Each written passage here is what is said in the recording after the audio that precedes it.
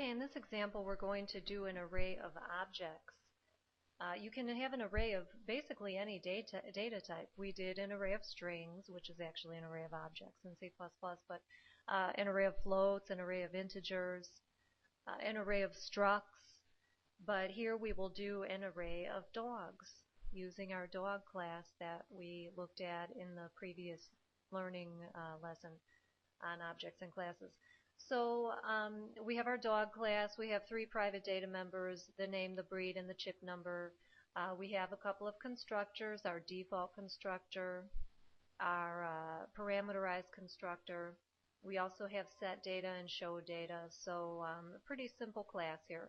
So let's create an array of dogs, and when we're creating an array we always specify the data type. Here the data type is dog. It's based on our dog class. Recall that when you define a class and you type out a class, you're really defining your very own brand new data type, and then you can use it just as you would an int, a float, and so on. So here we have our dog data type, and let's pretend that we're writing a program for a kennel where people leave their dogs when they're going on vacation and so on. So let's create a small kennel of dogs.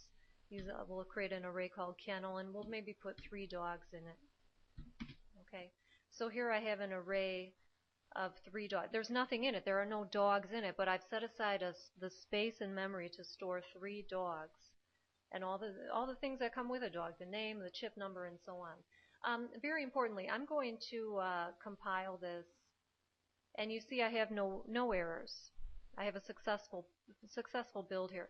I want to show you something. This is important because you will be asked to create an array of objects by me, no doubt. And we talked about the default constructor and the fact that if you overload your constructors, the default constructor you get regardless of whether or not you type it out. But once you start overloading the constructors, you've got to type out that default constructor if you plan on using it. Watch what happens when I comment this out. So it's as if I don't have a default constructor in this program. I'm creating the kennel as usual, and now I'm going to build this. And look, I have an error, no appropriate default constructor available. When you're creating an array of objects, you need that default constructor. So get in the habit of just typing it out regardless, whether you think you want it or not. Because if you are going to create an array of objects, that is going to come into play. It's got to be typed out, otherwise you get that error. Okay, so we have the dogs, with the kennel space available for the 3 dogs. Now let's go ahead and populate these. Now the fact of the matter is, the dog objects are created. There's nothing in them, but so we've kind of missed the boat as far as the constructor is concerned. The default constructor is the one that ran, so we can't use this the parameterized constructor, because the constructor runs at the time, at the moment in their program when the object is created. Well, the objects were created, and we created 3 of them at once, so we couldn't have specified Max with the Great Dane with the chip number of 1, 2, 3, 4, 5, and so on. So the constructor is behind us now, and we have to, if we want to put meaningful data into the dogs, we have to use set data in this case, which is just fine. So why don't we let's do like a thing where the user can give values like the dog's names and so on.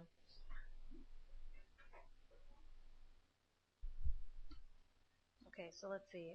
Why don't we do a string for the name, a string for the breed, and an int for the chip number. Okay, and then we'll do our loop here.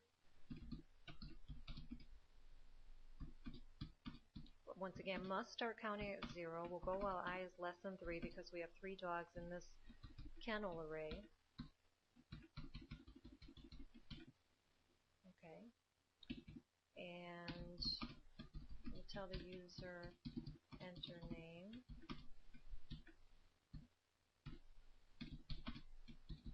And that'll go into name. We'll tell the user to enter the breed.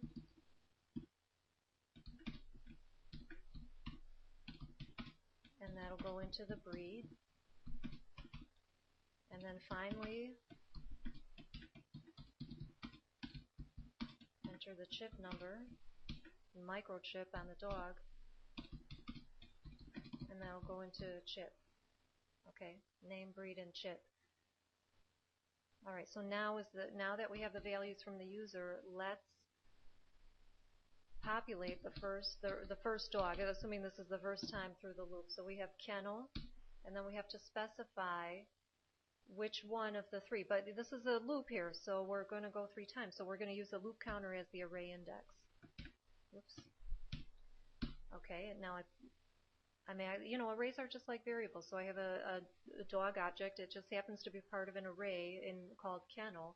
But now I'm pulling the IntelliSense down, and here all my stuff is available to me. So let's do a set data on this, and we'll pass the name, the breed, and the chip number. Okay, so that'll populate each of the 3 dogs. Okay, and then it wouldn't hurt us to just write a simple loop to just print each of them, just so we know that it worked. Because if we can get the data back out, that means we were able to get it in, put it in. Let's see. So it's the show data that will print each of the dogs. So we can just basically do this. Just call that show data. So that's kennel, and then we'll use X, which is our loop counter, and then just call the show data on that, and that'll do it. Okay, so let's try it out.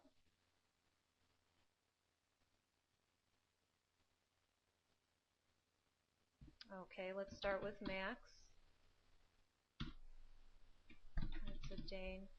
I didn't put Great Dane there because the thing with CN is it can't handle spaces, and that'll come up in your Chapter 7 reading. You have to use this get line function, so we'll just go with Dane for now. And then his chip number was 1, 2, 3, 4, 5. Okay, so Max is in the array. Let's do a second dog, and this will be Chewy the Mutt, and his chip number is 4, 5, 6, 7, 8.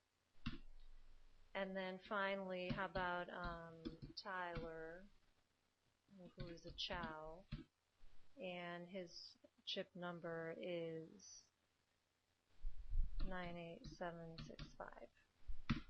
Okay, and so then that was our first loop executing, and now this is our second loop executing, which is simply just printing the dogs with the show data. So this is the one that was using set data to set the values of each dog, each private data member within each dog object within the kennel array, and then once that array is populated, we have the 3 dogs, we can just call show data on each of the objects, and it will print all of the dogs.